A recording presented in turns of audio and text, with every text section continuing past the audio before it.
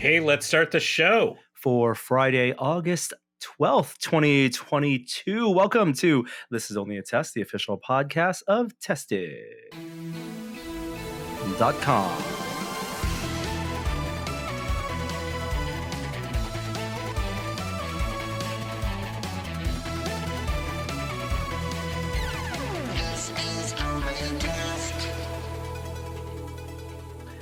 Hello, everyone, and welcome to the podcast. This week, I am Norm. Joining me for this, well, I'm just gonna say it's a Sandman.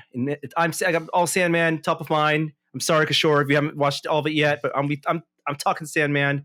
Kishore, good to see you. How's it going? It's going well. I'm very concerned that you've taken the red pill instead of the blue pill here. Poor Morpheus, like dealing with you going all full emo this week. Oh my goodness. Oh, the sense memories. I mean, it's been a trip. We're gonna get to some Sandman talk for sure. But how are you doing? How's it going this past week? It's going great. I have been working on my costume for Silicon this week, and so it kind of feels like life is normal for the first time in a while. Like that panic of being, I don't have enough time to actually finish the thing in the way I want it to be. I've missed that feeling around a costume. I've missed it. It actually harkened back some normality. Yeah, things are. I'm excited about this fall. Yeah, for sure. I forgot to mention I have a special guest on the podcast. I'm gonna bring it up. Hold on one second. Special guest. If you're watching the video, I want you to meet my new son. Here's his. I wish I could do the voice. His name is Optimus. He likes trucks, and his favorite snack is fruit rollouts, which was a joke I stole from someone on Instagram. But yeah, this just came in today. Hope you're watching the video. If you're just listening to the audio, I'm holding up a giant Optimus Prime as represented from the 6th live action Transformers film. Do you believe it? There's been 7 live action Transformers films already, and the next one, there's an 8th coming out soon, Rise of the Beasts. But this one is from Bumblebee, and it is the most Generation 1, the G1 inspired Optimus that's seen in the beginning of the film, and he's on Earth.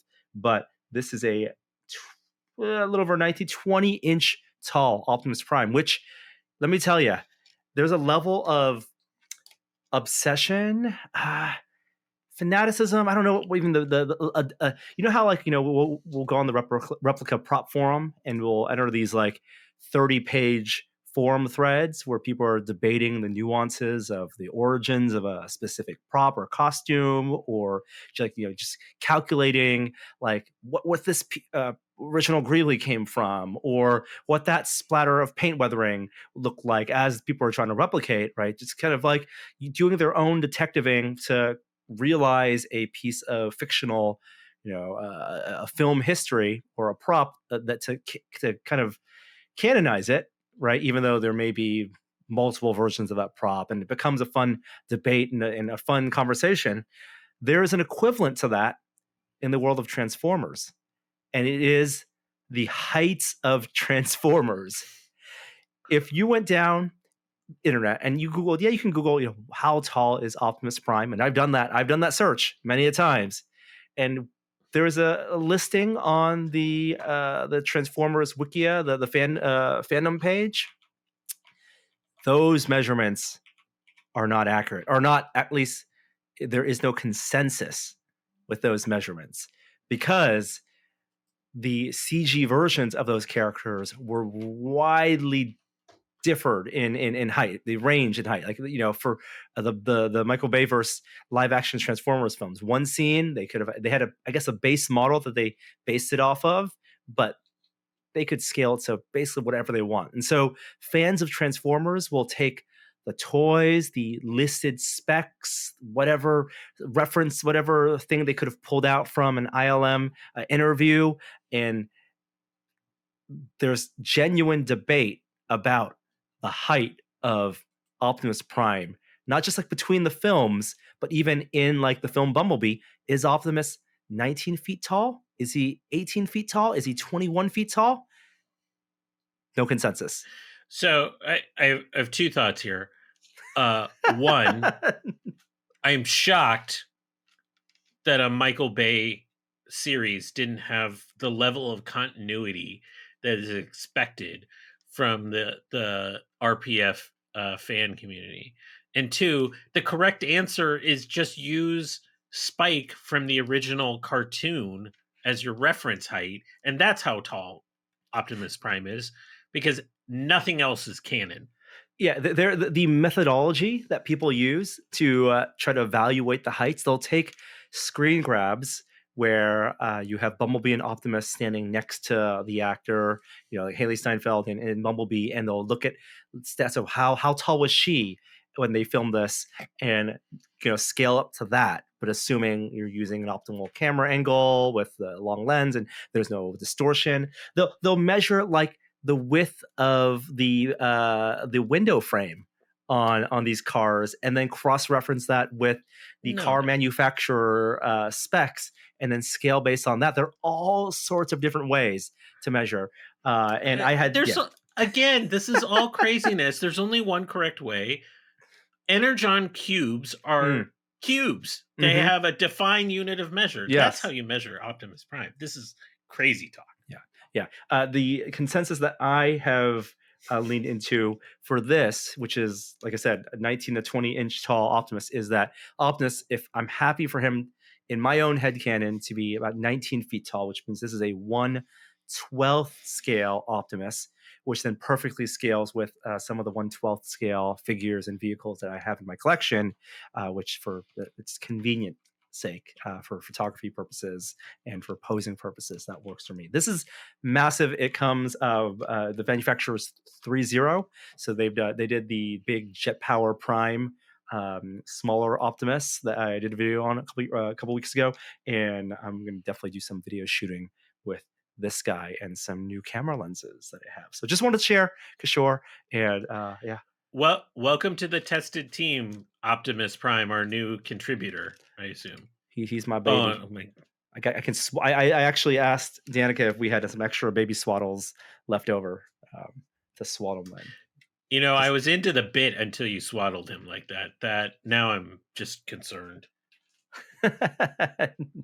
All right, moving on to some tech news, or no, pop culture news. We'll do some pop culture news. Last week we talked about the kind of confusion and the fan outrage over the cancellation of Batgirl, the sudden abrupt cancellation of the Batgirl film, and the reasonings behind that. And then even in the HBO Time Warner Discovery, whatever they're calling it, their earnings call, the announcement of their proposed new 10-year plan for DC. But confusion still is the name of the game right now, because there's no clarity as to how the current slate of in production to be released DC films. I'm talking about like The Flash a year from now, and we're taking what's I don't know what the Vegas odds are on that movie being canceled or reshot.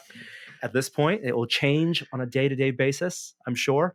But the latest rumors are they're probably canceling some of the TV shows that were originally produced for the DC Universe streaming service. So that's Titans, that's Doom Patrol, which has a really strong cult following.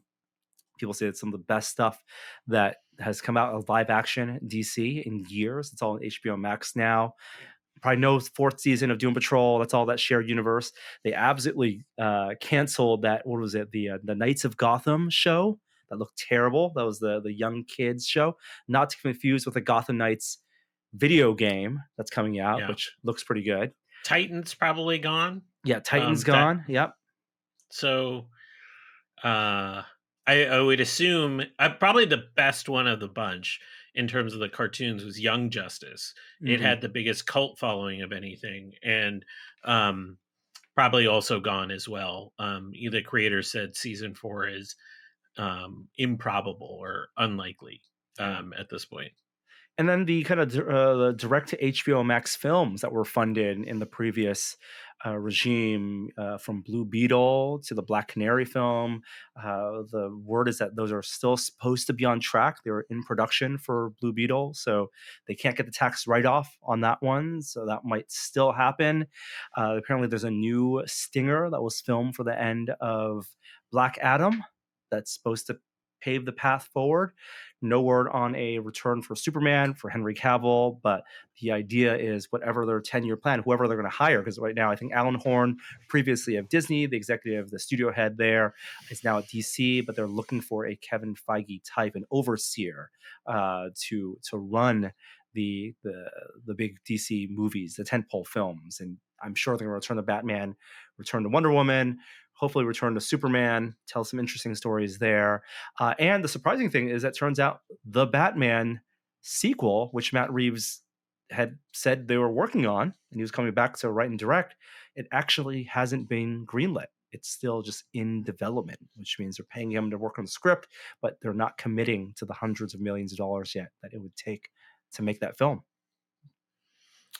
Yeah, I think they're probably just waiting until the dust settles from all of this, uh, because so much that is happening, not just in terms of this merger, but across streaming services right now, has to do with subscribers and growth and how much revenue you're losing.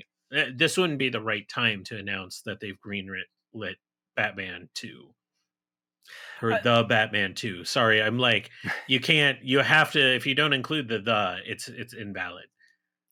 Yeah, although films, it makes sense to announce films years out to plant a flag in the ground for those release dates, because without release dates for these films, they're kind of letting Marvel own all the seasons, the summer season, the holiday season for films, and we kind of have a glut of MCU content now. When I would like to see some DC stories, at least in some anticipation for DC. I don't think this is the right time. I think they gotta just sort of let all the cancellations happen, kind of let all of that play out, and Yeah, then come back with the announcements to follow. I think intermingling them will send mixed messages to everyone involved and mute the anticipation of that movie. That movie's coming. yeah, Uh, yeah, yeah.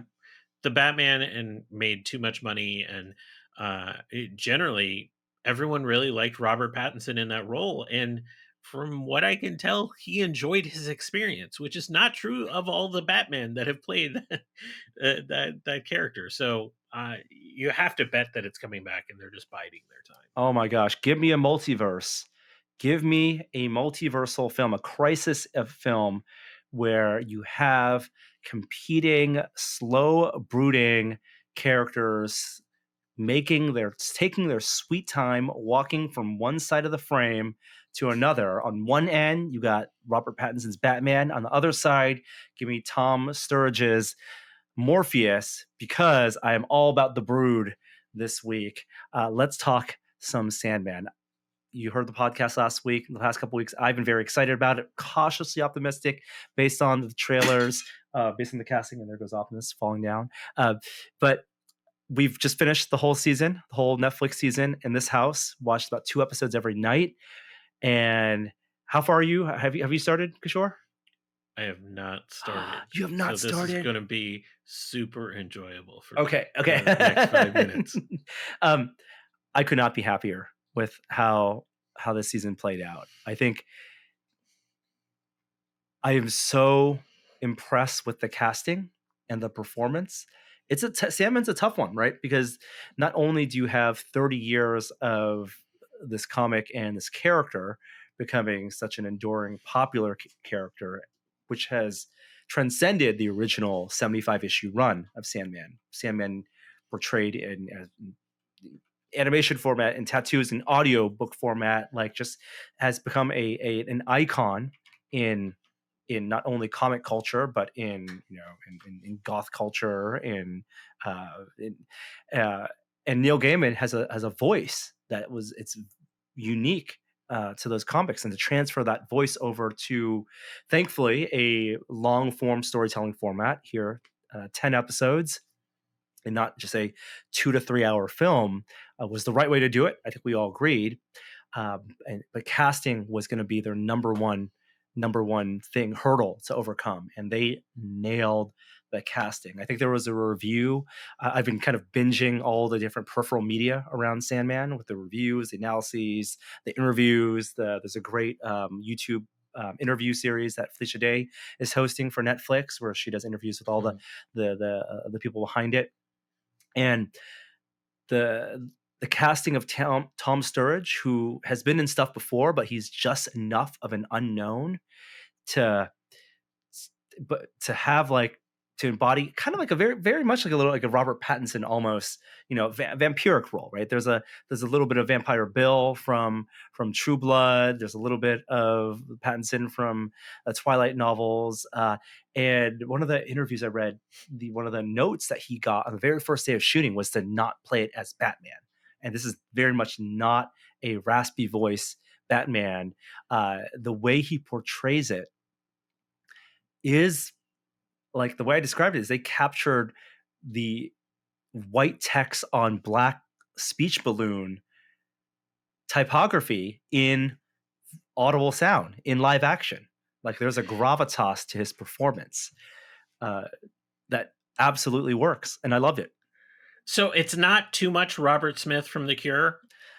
I mean, the hair is there, right? Yeah, he looks like Robert Smith circa like 1985 at this point. Yes, and the original Sandman kind of like calls back to that because that was written in the late 80s, like 80, 89, right? So this is interesting in that it is set in early 2020s.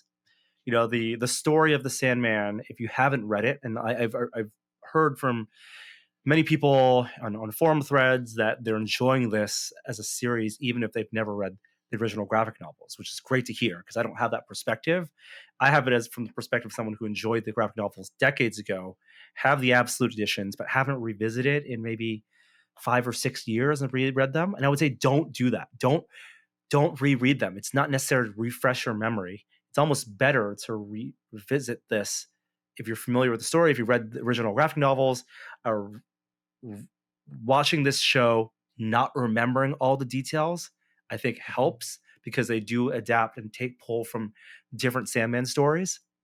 But again, if you haven't heard it, if you haven't read the original Sandman, it was Neil Gaiman's take on a completely whole original take on a DC Comics superhero that was a guy who wore a gas mask who put people to sleep, and he was given free reign by Vertigo at the time to kind of do his own gothic high fantasy version of that. And to do that, he created this idea of this family of endless, the endless. So these supernatural beings, of which they control different aspects of human nature, from dream, desire, destiny, despair, delirium, and death, and their relationships. But the fundamental story, at least in the first 8 or 9 issues, is Morpheus, Sandman, the Lord of Dreams. He controls the realm that we visit as humans when we fall asleep.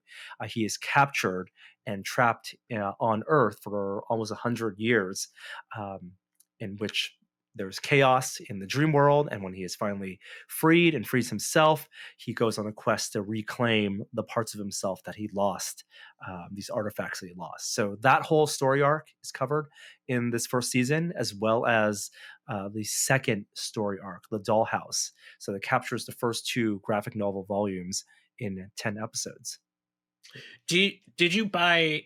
I think this is the most important part of Morpheus to me is he's detached, almost aloof, but there is this kind of sense about him that he cares deeply, even amidst that sort of like way that he floats through the worlds. And did you buy that? Because if you can buy his like emotional arc, the story can work, but that's always so challenging because given the nature of that character. It's a tricky balance. So often Morpheus in the comic is just this dispassionate character, right? He's all he is he's stiff, he's emotional for sure because he's kind of a Hmm. jerk. Like he's a jerk to his creations. He's very stubborn. All the supporting cast that he has in the Dreamland, from Lucian, his librarians, like Abel and Cain's, his Raven Matthew, and they're all like they react to him because they are full of personality, and he's kind of like a drab character. So it's a really tough role to play because in one sense you want to have that gravitas, and you want to have like as Neil Gaiman put it, every word he says is perfectly measured. There's no question because it's like as if every line he says should be as if it was written in stone was the direction that was given, right? So that tells you like this is a very grand character, but that's a boring role to play. And so I think Tom Sturridge does play it with a little bit of playfulness at times. There is almost like a childlike wonder because even though these beings are billions of eons old, like have traversed the death of universes, they are still learning about themselves, and they still have very human like emotions. And so I think that's what makes the character interesting, his growth and his realization because of the ordeal of him being trapped 100 plus years. But to go back to the Robert Smith, the Cure look, so they're setting this in the early 2020s, but the aesthetics are very for him and for the dream world are still very much of the graphic novel of the original comics. So he's still wearing that goth in the 80s look. There's no direct reference to the Cure, or as they do in the comics. It's just a look and a style that you have to take, which is very true to the comics, and a physicality too, like the very measured, slow measured movements that he has. And when he's trapped in this bauble, essentially, the very like bony figure, they really capture all of that art. I think they did a really really great job with that. The supporting cast, I mean, Death, amazing. The episode 6 is my favorite episode. It's where he and his older sister Death kind of walk through London, and she explains her worldview, and they recreate one of my favorite Sandman stories in it, which I won't spoil, but it's from the Dollhouse episode, issue 14. If you've read the graphic novel, and then there's a really dark episode 5, which is very Twin Peaks like, and it's not a show for children. We'll put it that way. So All highly right. recommended. Yeah, they must do a season 2. Uh, if they do, what is it? 75 issues. It was across. It must be like 9 graphic novels or so, 8 or 9 graphic novels. They could do at least 4 or 5 seasons of this. I mean, there's definitely a conclusion to the Sandman story as Neil Mhm. Gaiman wrote it. So I hope they get to that point, because where Morpheus's story takes him toward the end of the Sandman run is a hugely emotional story arc. So I would love to see that as a Sandman fan, and I'm very, very pleased. Also, very pleased this past week with the release of Prey on Hulu, and this one you did watch, Kishore. Tell me about it. I was stunned. Like, first of all, I didn't realize a Predator prequel was coming out until like hours before it dropped. When somebody is like, "Hey, are you watching that this weekend?" I felt like there was no fanfare about this, and I was like, this is going to be some crappy thing." And it dropped on Hulu. The list of great movies that dropped on Hulu is not lengthy, and so I turn it on, and Norm, this is the best Predator movie ever made. Like, even considering the original Predator, this is so much more like, it's so much more moody. um I thought the humans were the most well-rounded humans of any Predator movie. They weren't like caricatures like they were, in the original. I mean, and granted, they like, you can't cast some of the people that you cast in the movie and not have them not play like over the top like versions of themselves. It's part of the charm of the original. But this is like quieter, in a lot of sense, in terms of the performance, uh and also like the this is so much more tense, which is the great thing about Predator films. Just because, hunter or hunted is the tension within all of those films. I think this has just extended sequences of that, but it didn't rely on like hokey ways of doing it. Just awesome tension, action film. So I'm going to take issue with the critique of the first Predator film because Hmm. I love the first Predator film because it is hokey. Like the first Predator film is itself, I think, a commentary on the overblown macho 80s action movie.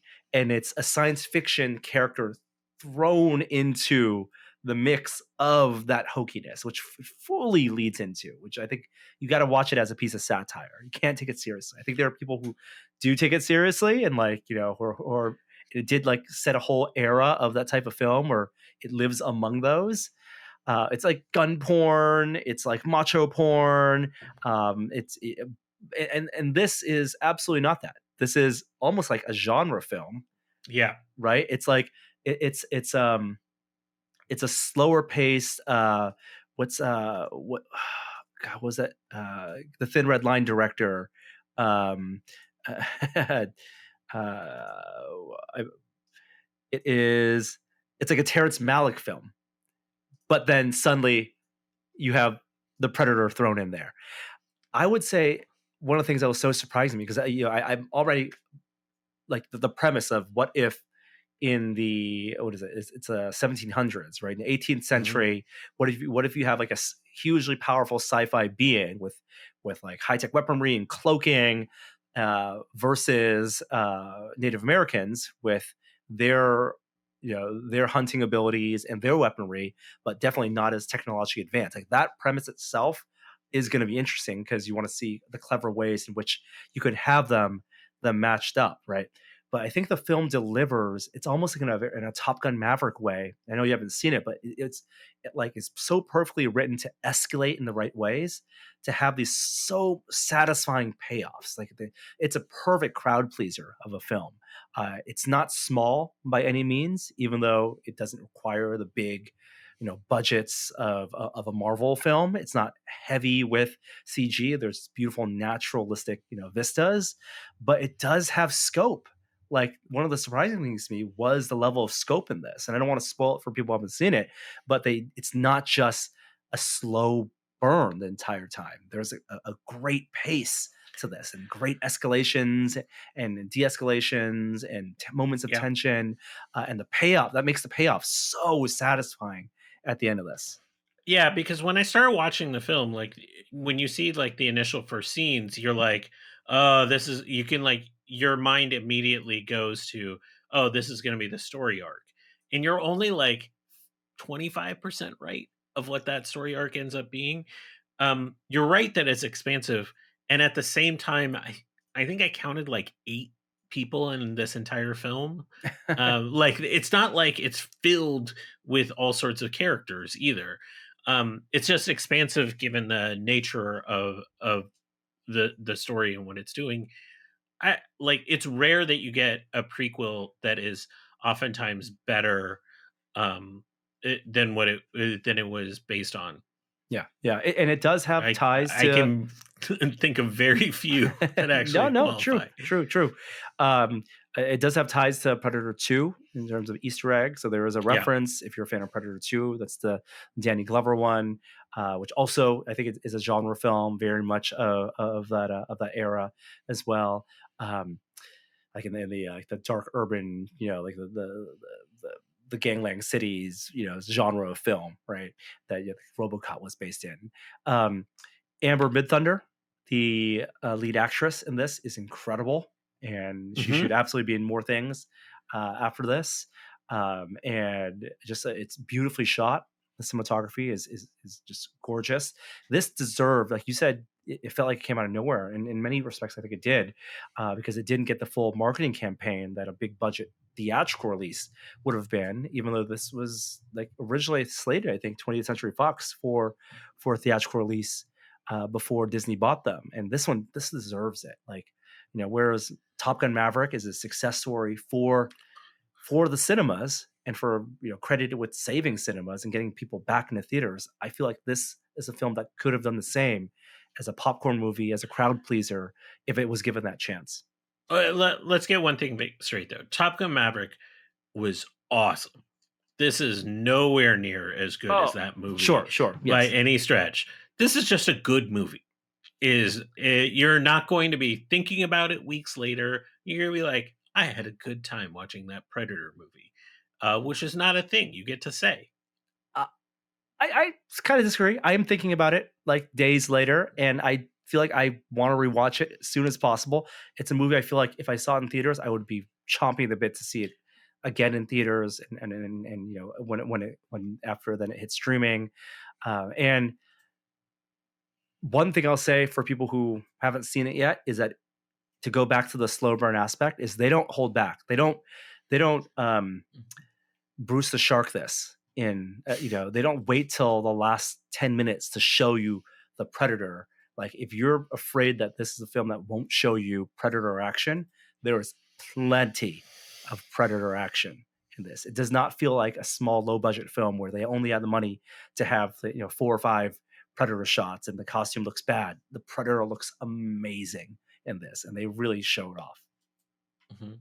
And the performer, top marks to the actor who played the Predator, because his physicality, his physique is also terrifying and befitting of that character. Well, that's on Hulu, and I know not everyone has Hulu. And while Hulu is still owned by, I think, like a mix of, Fox and Disney and is it NBC? Yeah, NBC. I think owned it because it had all the like the Office stuff before Peacock launch. It gets more confusing, and the news isn't good for those of us in the a la carte streaming world, because Disney also announced that they are going to raise prices for Hulu and Disney Plus. So Disney Plus, they're doing a strange thing. Disney Plus right now is $7.99 a month. They're raising it to $10.99 a month. So it's an over 33% increase. I believe it's a 38% increase. And changing the name of Disney Plus to Disney Plus Premium. Now, that means there's going to be a Disney Plus non-premium, which they're calling Disney Plus Basic, which will stay the current price of $7.99, but now we'll have ads. And they're doing ads like TV ads, 4 minutes of ads per hour. So I have Hulu because we have this old Hulu Spotify bundle, which costs us the same as like a normal Spotify subscription, but it comes with the ads. It is like just having commercials. Like, they are 2-minute ad breaks in the middle of shows, and because these shows weren't shot with that in mind, it is abrupt as all heck. Um, and so I am not a fan of that in the context of premium shows. I don't know how they're going to do it in the context of movies. If they're going to run a longer kind of pre-roll Pre-roll, yeah. kind of thing.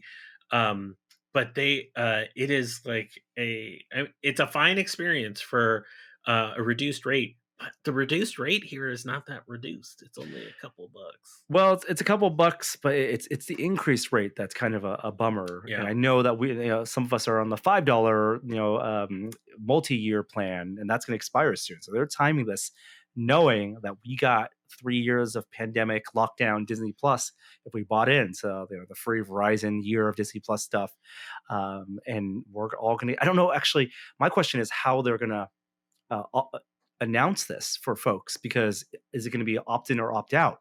If you're currently paying $8 a month for Disney Plus, do you get a pop-up when you launch the app a couple of months from now when they're doing this?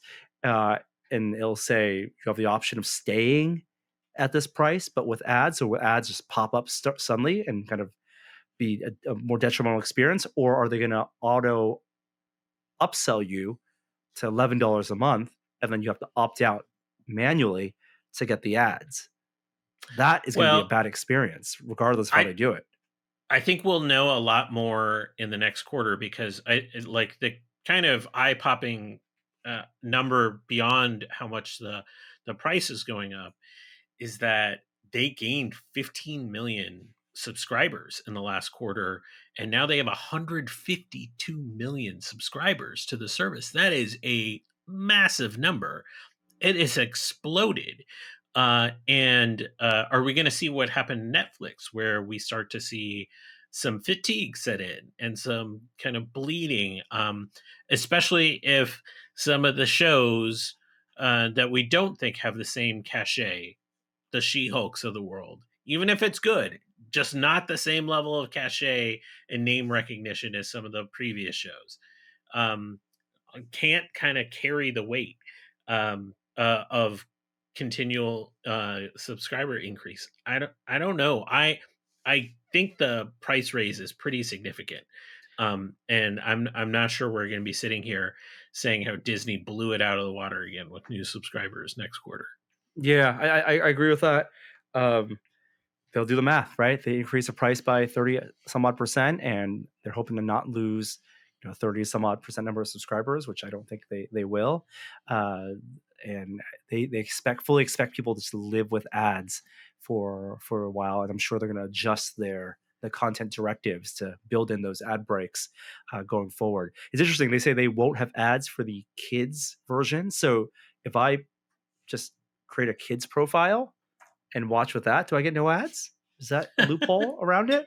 Right? Maybe, or do I not get my Logans or Orvilles if I have the kid version?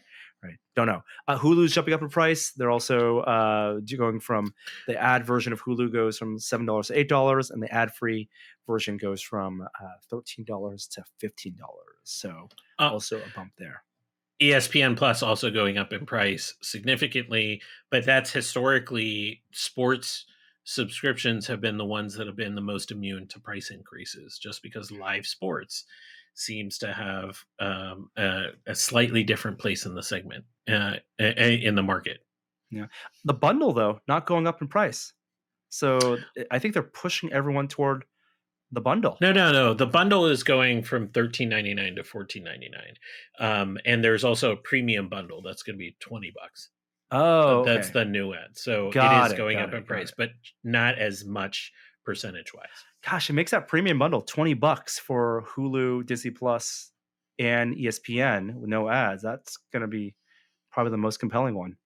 Yeah, Mhm. yeah. They want to keep you. They want you to look at your bill and say, get those True Bill ads all the time now, and say maybe I can live without Netflix. Maybe I can live without probably not Amazon Prime, because people think of that as still a freebie with their 2-day subscription, but live without HBO, right?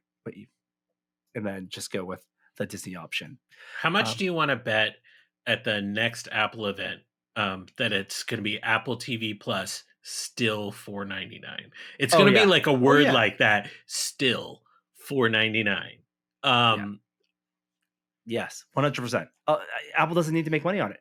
Like they Yeah. literally they keep it at 49 as a to make everyone look bad, right? And the shows are gaining a popularity. They're just building their library over time. They don't do licensing, and it is and it's just like like Amazon. It's kind of a nice to have. Yeah. Um, Thor at some point will be on Disney Plus, Thor Love and Thunder. And as we switch over to technology, I want to talk about a really fascinating article I read about the behind the scenes of the making of Thor Love and Thunder. So this comes via beforeandafters.com, where they did an interview with some of the production team that worked on the iconic black and white scene. The visual effects supervisor, Jake Morrison, did an interview here. So if you have not seen Thor Love and Thunder, you may have seen the trailer. And one of the things that was striking about the trailer, or the one in the movie, is there are battle scenes and a whole encounter in a basically black and white environment on this moon, the moon of shame sequence, they call it, where Thor, Valkyrie, and Mighty Thor confront Gore, Christian Bale's villain in the film. And the approach to the filming there's a reason that this whole sequence looks so striking, and it's not just because it was black and white. Like they filmed it in color, and they tuned it for grayscale for black and white, which plenty of movies have done. But it turns out that the way they lit the whole scene was a version, an iteration on the flashback scene that was in Thor Ragnarok. So one of the best things in Thor Ragnarok, which was also in that Thor Ragnarok trailer, was the Valkyrie flashback, where you saw the Valkyrie fight Hela. And if you recall, the, that scene looked like a Baroque painting. And the reason it looked like it had these hard shadows, really bright lights. It was shot in high speed, so slow motion battles. You had Valkyries on their Pegasus going toward Hela. You had Hela throwing her sword up, and then the Valkyrie falling, right? If you recall from that. And that's all happening in slow motion. But the shadows, even though the falling and the action was happening in slow motion, you had these shadows sweeping across their faces. And the way they filmed that was they had these strobe lighting systems. So they, of course, filmed it in high speed cameras, phantom cameras, like Adam and Jamie used to do with Mythbusters, right? And the modern day phantom cameras can all film at very high frame rate as well as high resolution. But they had special lighting rigs that would essentially do a strobing effect, a strobe light synchronized with the frame rate of the cameras. So in real time, if you were watching a piece of action, it would look like the room was like strobing, like real fast. But as opposed to just blinking on and off, it was actually doing it high speed, moving light or turning lights on and off, I should say, in a way that would move the shadows or move the light across the action, across people's faces. So you get the effect that that I guess they're like almost like on a planet spinning around the sun so quickly, so that their light their shadows kind of coming across their face, and then they'd be fully lit, a frame later, and then half lit on the other side. It was so odd looking in the context of black and white, but um really just kind of fascinating and kind of creepy in the Mm-hmm. desaturated way, that the scene kind of the mood that the scene took on as well. Well, um I'll even go that a bit further. What they did for Love and Thunder was the scene didn't have the crazy like light moving effects. They did some flashes and stuff, but what they did was they filmed it at like 576 frames per second, like 24 FPS, mhm. 24 times slow, which is an arbitrary number they chose, so that they could also have these 6 different lighting setups. So you imagine if you are lighting a photography scene or a video scene, you would have a key light, up as your main Mhm. light. You have a kick light, a fill light, right? And you would have your standard maybe 3 lighting arrangement for that one shot, right? It's a classically lit scene. But instead of having one setup, they would have actually 6 different lighting setups at the same time, so that on a per frame level, they could strobe the lights.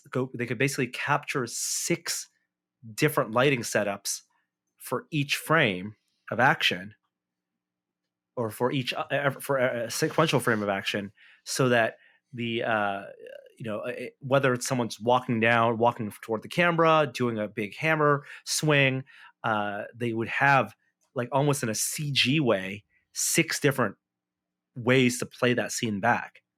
And they could then meld that because light is additive. So you could say, ooh, let's like accentuate the key light on this scene. And they called it like a deck of cards. It's like as if, you had your, for every shot, for every sequence, you had you had a spade, diamond, heart, and clubs, right? It's like you had a different suit for every lighting setup, and then they unfurled their frames like a deck of cards and regroup them sequentially, so you could play the scene 6 different ways, which allowed them in the edit to be more creative in the edit and create continuity, to do things like layer the lighting effects on top of each other. And it reminded me of the light stage. Do you remember when we went to USC? Oh yeah, yeah. ICT, right? And one of the things in visual effects, was a big pioneering thing for like Spider-Man 2, was you can look it up. It's like a sphere of cameras and lightings, and so and they would. It's not for motion, it's for a static reference, but you would put a subject and actor in the center of the sphere, and then they would basically strobe lights and capture with cameras uh, different positions as well as different lighting environment lighting setups, so that the CG artists could get references and create a perfect digital representation of any lighting condition, right? But they're doing this as opposed to for a static figure. They're doing it in faster than real time. They're doing it at high frame rate with movement on a giant soundstage that they built in Fox Sydney Studios. So I'll include a link to this article from before and afters in the show notes. But it's just a piece of innovation that you don't think of, and one of the things that that theatrical films with big budgets are allowed to explore that you don't get to see necessarily on even a big budget TV show. Yeah, so really incredible stuff. As film nerds, as tech Mhm. geeks, this is right up our alley. Perfect intersection of things we're interested in. Let's move on to tech, though. There were a few big tech events that happened this week. I know you're now an Apple guy, Kishore, but did you follow the Samsung Unpacked event? I did watch the Unpacked event. I am definitely fold curious. I'm not. I'm not terribly interested in getting any foldable phone, but at least it's different than what is largely a set of commodity phones. I was chatting with a Tesla listener on Twitter today, and we were talking about the Pixel 5 versus switching over to the iPhone, and they're pretty much the same device. Unless you get into like some of the details in a lot of ways, the fold is at least different, and we got two foldable devices at Unpacked. Where do you want to start? Do you want to start with the good on this stuff? I'm curious what you think is a good, because it's the Uh, wide Fold 4 and the Flip 4. Which one do you think is the good one? well, I'm curious about Z Fold, the Fold, because Android is shipping a new OS with this. I think it's called 12L, which is their sort of like hybrid tablet mobile OS. And I'm very curious. They showed a couple like glimpses of multitasking in the context of it. It's features, being able to kind of switch it back and forth and have like documents go on one side and become attachments in email, and really have like a sort of seamless experience there. I'm very curious about how the OS operates in the real world testing that we see. Like outside of that, like I think that's the flagship item. So it had the flagship hardware elements to it, like the 3x optical zoom on the telephoto lens, like all those kinds of things. Because really, the Z Flip is just like a bigger battery, and like a couple hokey features. But I'm going to tell you something. The reason I will never talk about the Z Flip again after this, like when I watched the presentation, and after they talk about the Z Flip, I've never been so mad at a tech presentation. Oh no. I've never been so mad. Like, so after they get through like here are the colors, and they announce the price and it's available for pre-order, they're like, but we also have the Z Flip 4 bespoke. And I was like, no, you did not say that. You did not say that. And it was like you could customize the color combinations on the of the phone itself. And I was like, I was so mad. I was trying to just, I was like shaking my fist at the YouTube video at it. But the Z Flip itself, smaller hinge, bigger battery. Bigger battery is big important thing. And then the flashy feature everyone's talking about is it has a screen on the front when it's folded, always did, but now that has additional functionality. Can I interest you in a selfie cam? Yeah, I mean, it did have a selfie cam originally. It had like a small, tiny screen. Yeah, Now it's a big one. it's a Yeah. bigger selfie cam. Yeah, I actually like the C Flip aesthetic. I think the the foldable phones give you two things. Either it gives you either a bigger screen or a smaller phone.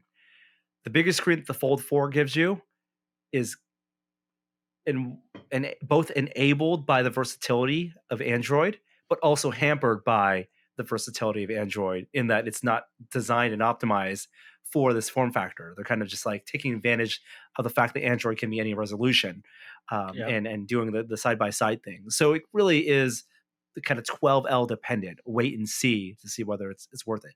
Plus the fact that it's thicker and it's it's the sacrifice here is rather than buying a tablet, you have something that just doesn't fit in your pocket, right? That you still have, it still has to be like backpackable, personable, and $1,800. So crazy pricing.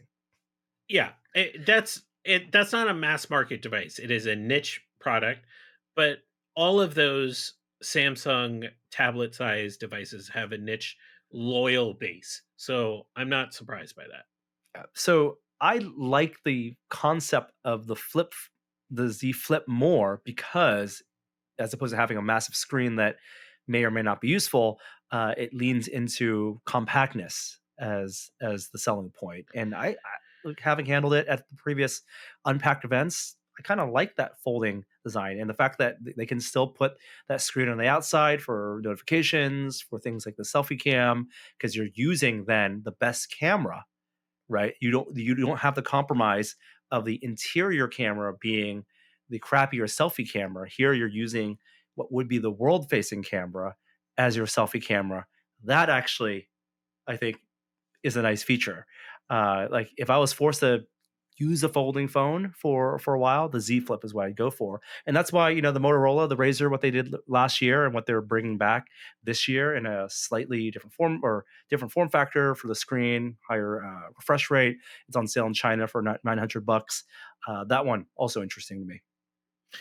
When I've played around with one, like a friend had it, I just find the when it's folded, they're trying to sell the functionality of the phone in that space, and they spend a lot of time talking about how you can use Google Pay. When it's folded, you can mess around with your music. You can use it as a selfie cam.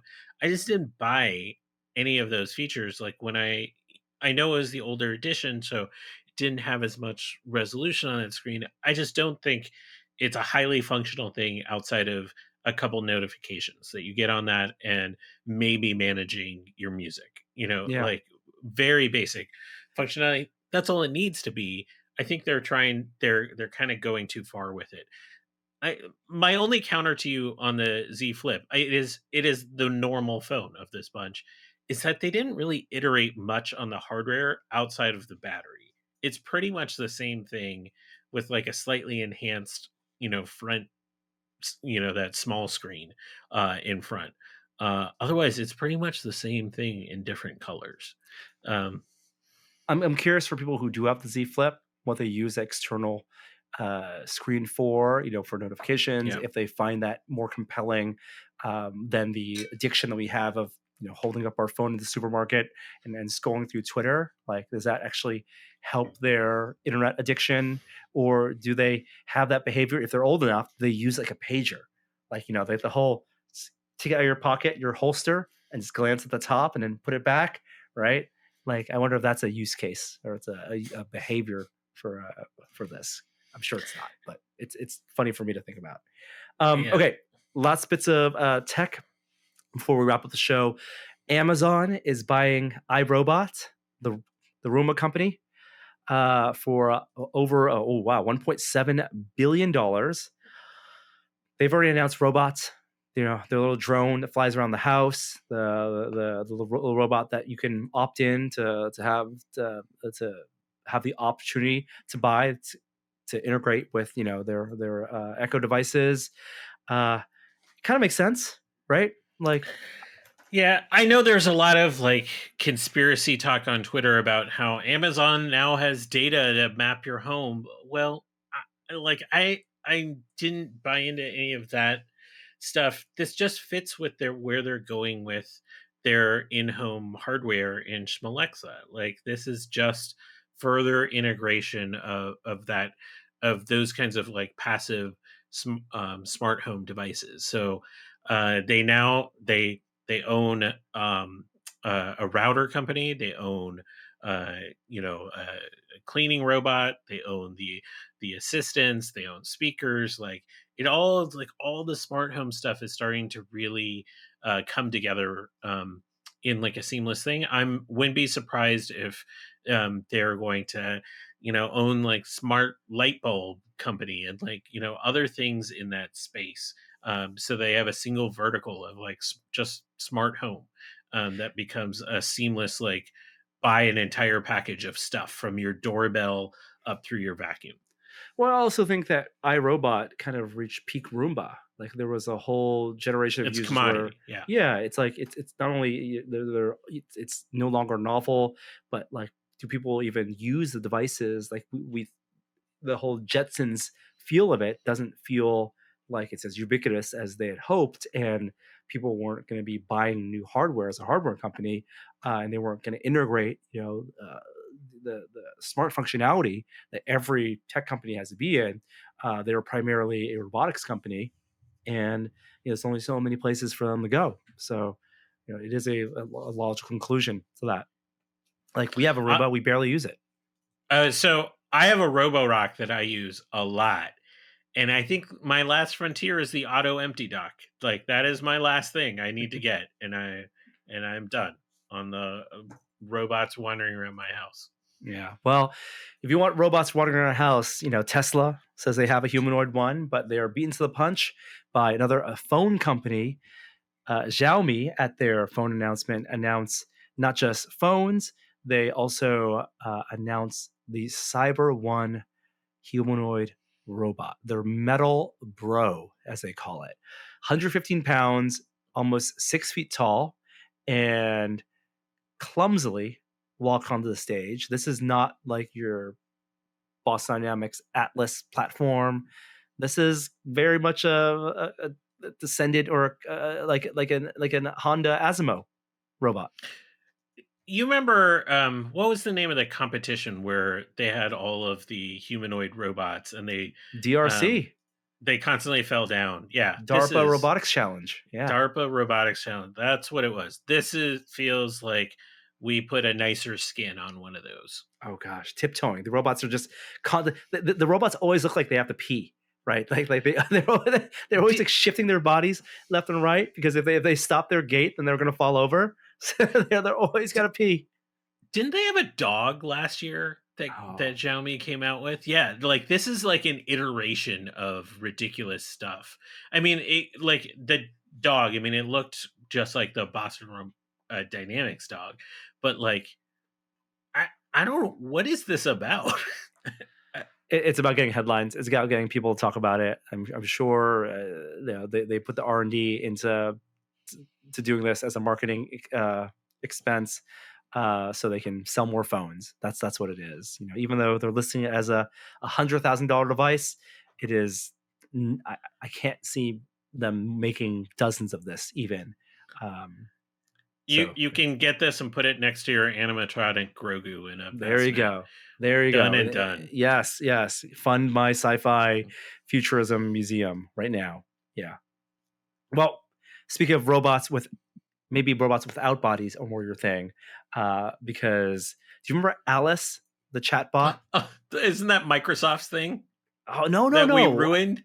no! Alice was like the old, like years, like we're talking about like No, you're talking about 25 the years ago. The old school original idea. chatbot Alice. It was the Alice bot. It was the first natural language processing chatbot, and it was the thing to do based on Eliza. That's what it was, Oh, that's right? right. I'm getting all Yes. this the sense memory stuff now of like, gosh, it was a website that you could use back in like the early aughts, and it was back when IRC was very popular, and I'm sure it's still popular. Sorry, IRC users, but we're all moving to Discord now.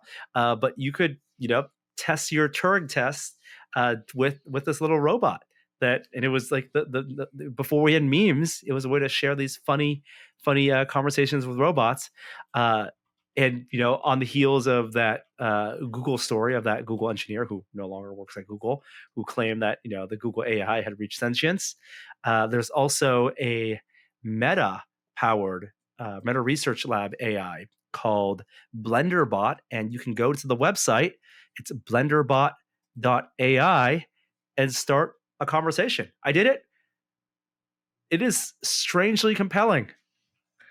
Okay. So, like, do you remember? So, what I was thinking of wasn't Alice, it was Tay, which was the Microsoft AI that was a Twitter bot. And people, like, were so mean to it, it turned racist and xenophobic within Oh, days. yeah. Did so, like, how is this, like, experience? So, like, strangely compelling, like, um, like how like what kind of conversation did you have with it? Well, it instigates conversations and topics. Yeah. So it starts off with random, a whole slew of different topics, and it'll try to change conversations.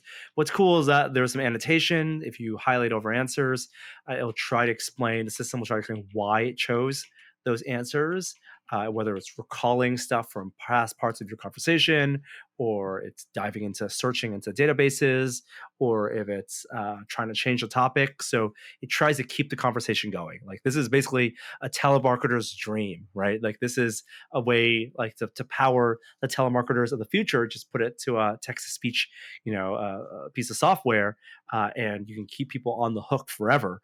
Um, but it's convincing. Like, if you don't try to break it, if you play along with the system, it doesn't repeat itself, and you can have it's almost a scary Black Mirror thing where, like, I can imagine these could be programmed with the nuances and the the verbal styles and the conversational styles of you right. Like, if they just took, like, there was that Black Mirror episode where they took, Hmm. like, the chat logs of a deceased person and created an AI based on them.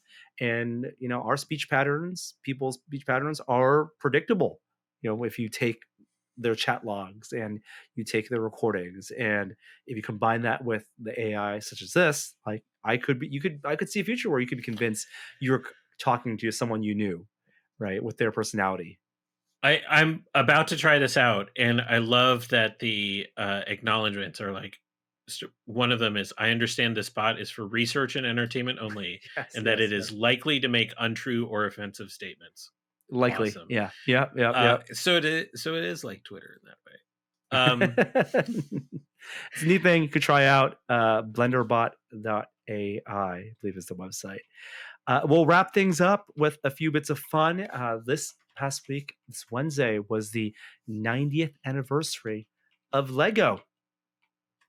They're doing 90 years of play as a celebration. I'm sure you've seen a bunch of videos and ads and special sets. There's a Walmart exclusive castle set. To exclusivity to Walmart. It's not that big, but it has this nice little 90 years of play banner. That's also a piece. Nice looking little set that you can get $50. Ooh. Oh no, you it's a free gift if you spend $50 on Lego sets at Walmart. Got it. Basically it's $50, right? You buy a standard set. Lego prices have gone up also of late. But let's just use this as an opportunity to talk about, what was your first Lego set, Kishore? Do you remember? First Lego set. So I still have, first of all, it wasn't a set. I got hand me down Lego bucket from my brother. It was like this original, I still have it. It's this, like, cylindrical bucket of Lego, and um we just, like, built different, like, ships and planes and stuff out of some of the pieces in there. I will say most cherished Lego kit, Taj Mahal. I love that Mm, one. mhm. Um, uh, I built that one all by my lonesome, and um, just remains my favorite item large kit I've ever gotten. Really enjoyed Lego advent calendars, if I'm talking about small scale stuff. Oh, nice. Just really delightful, and around the holidays, to get, like, a different little piece that lets you build something bigger. It was Harry Potter we did last year. Like those a lot. Oh, with the Hogwarts? Yeah, yeah. Oh, Uh, that's a really nice one. The other one I'll say, underrated, the Ninjago sets, especially the ones where you could make them fly. Okay. No I one would else not is have with picked me it. on that. Yeah, no one watched the movie either. Nope. Um, yeah. My first Lego You? set that I recall was one of the Sherwood Forest sets. I think it was like the Oh, Forestman sets because I vividly remember the minifigs with the brown bow and arrows and the black archway pieces. They were parts of those sets. So I believe those were my first. Had your standard hand me down bucket of Lego. Got back in the Lego over 10 years ago now, building with Gary Whitta, and that I think the first one I picked up in the modern era was the VW camper. So love the VW camper. Um, of course, been building a lot lately. I have so many in the closet now that haven't built, but like the Horizon Zero Dawn set I built last week. Love that. My favorite one, gosh, like some sets that are impressive. I love the sets that become. I don't play sets really aren't my thing. I love the ones that are more like models. And I wouldn't even say like the Star Destroyer or the UCS Falcon. Like those were just numbing at the end of it. Like they were really yeah. great, but to go for days and days on one set just like it kills me. I gotta think. None of the architecture ones? Like Statue of Liberty. yeah. Statue of Liberty. I love the Statue of Liberty. That one was really fun to put together. The DeLorean set recently. Some of the vehicles have been great. Um, I go back to the VW camper was just a really pleasant set. They reissued or did a new version of that. We've done the VW Beetle. You know what I love? Yellow Submarine. I love Yellow Oh yeah, I Submarine. remember That that one was one. fun. Yeah, yeah. That was Highly recommend that. quirky. Yes, That yeah, and it had the flat, didn't have the studs exposed. It tried to do a complex shape while still also carrying the four Beatles minifigs. And I believe that one was a Lego Ideas set. Also, yeah, some of the Lego Ideas ones have been really nice. Yeah. So congratulations for Lego for hitting 90 years for having more sets than ever. Speaking of Harry Potter, apparently people who bought the new castle set, some people got shipped to them by accident. The upcoming, as yet unannounced, Hogwarts Express train set, mm. 5,000 pieces or so, and it was just literally shipped to them, the box of it. So Lego, I think, had to scramble and announce it a little earlier than they anticipated. Congratulations to those folks as well. Last bits, some video game stuff out today as you're listening to this. Spider-Man Remastered, the PlayStation game, is now out on PC. I have it preloaded on my Steam Deck, and I'm very looking forward to replaying that game. And I think Miles Morales is going to be out on PC later this year, and I haven't played that one yet. So I will be looking forward to playing that on PC as well. Kiddo 100%ed both of them, and it Wow. was really enjoyable. I would say Miles Morales was a little bit too short and a little bit too repetitive of the fighting mechanics from the first one. I wanted to see a little bit more iteration on stuff, but the storylines were so Spider-Man, quintessential Spider-Man, that I just love both of those games. And then there's a game that was not on my radar previously, but now absolutely is. It's called Immortality, and it's one of those FMV games. So if you do Her Story, it's the same director, and it's on Xbox Game Pass, coming out at the end of this month, August 30th. But Edge gave it a 10 out of 10. And Sam Barlow is the director of this. The conceit is that it's FMV, so you're watching video clips. The protagonist is an actress who made 3 movies but were never released, and there's a whole mystery surrounding her. So you're watching clips from those 3 movies that they filmed, as well as behind the scenes stuff, and unraveling the story. So really novel. If you haven't played the previous games, Her Story, I think there was this other one as well. Those are also really fun to play. So that comes out at the end of the month. Her Story, very memorable. Yeah. Love that game. I just finished Stray this week. Mm, Uh, mm. uh, it's not as great as the intense audience reviews that are like 10 out of 10 game of the year. Like, calm down a little bit. It's a short, like 5 to 10 hour game. But it's a cat. It's just adorable. And even though you're traversing like a post-apocalyptic world, it's delightful, and there are not enough games like that are delightful right now. Awesome. Awesome. Um, we'll wrap up the show with the weirdest thing this week. We start off with a little bit of Optimus and Transformers, and we're going to end with a little Optimus and Transformers. Tomy, the toy company, has an annual. I guess they have the Transformers license in Japan, and they do an annual collaboration with a non-toy company to make a Transformers toy in that world. So they've done a shoe in the past, and they announced one this year was a partnership with Canon, the camera company, to do the Canon R5 camera in a Transformers format. So two Transformers. You have Optimus as well as everyone expected, because the camera's Reflector and Decepticon, and the Canon R5, which is already a small camera in this toy. It's 80% that size, so it's a full frame mirrorless camera. It's a little bit smaller. They have a 24-105 zoom lens on it. You can actually transform that camera, non-working toy, into a transformer. And yes, Optimus holds the camera lens cover as a shield. So I don't think it's even worth me asking questions about this. This is so weird, and this is really bizarre. Like, Yeah, the picture of him holding the lens cap as a shield is just it's off-putting. I'll say. Was this built for you? Like, you're the niche audience for this. Exactly. Like, who is into Optimus Prime and DSLR cameras? Not this mirrorless cameras? Yes, me. Oh, sorry, this guy. Absolutely. I strongly considered, and it's going to come out I think next year, but it's expensive. I think $150, but picking it up to take it apart to put a little webcam in the lens so I can have an Optimus in the camera body with a working camera.